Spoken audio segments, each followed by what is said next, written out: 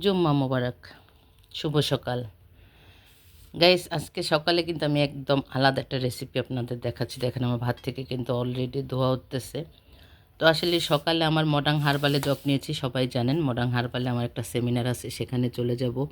আমার অলরেডি দুপুরের রান্না শেষ।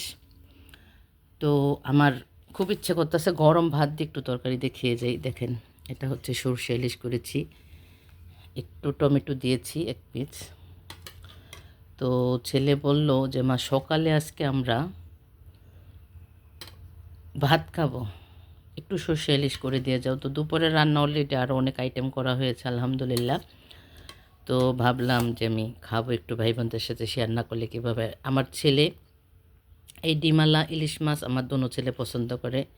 আমার বড় ছেলেকে আমি খুব মিস করতেছি। মাইসান, তুমি হয়তো দেখতেছো, যদি আল্লাহ আমাকে সুস্থ রাখে, বাঁচিয়ে রাখে, ইনশাল্লাহ তুমি যখন দেশে আসবা তোমাকে সর্ষে ইলিশ মায়ের হাতের করে খাওয়াবো।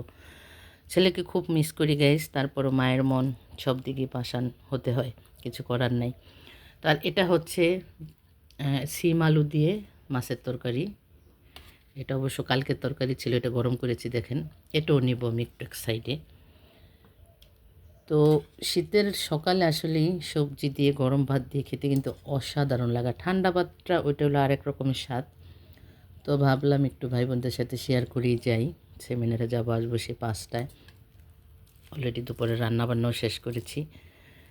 তো দেখেন আমি খাচ্ছি, আগে খাবো ডিমটা। ডিম আমার অতটা পছন্দ না, ডিমালা মাছ খেতে মজা লাগে না, কিন্তু বাচ্চারা খুব পছন্দ করে। আর বিশেষ করে বড় ছেলে ছোট ছেলেরা দুজন, তার দাদু, তারা খুবই পছন্দ করে। তা আমার আবার আলাদা ডিম ভাজাটা ভালো লাগে। তো এবার যেহেতু ছোট ডিম, তাই মাছটার পিস করে নিয়ে একেবারে মাছের সাথেই কেটে নিয়েছি। বিসমিল্লাহ।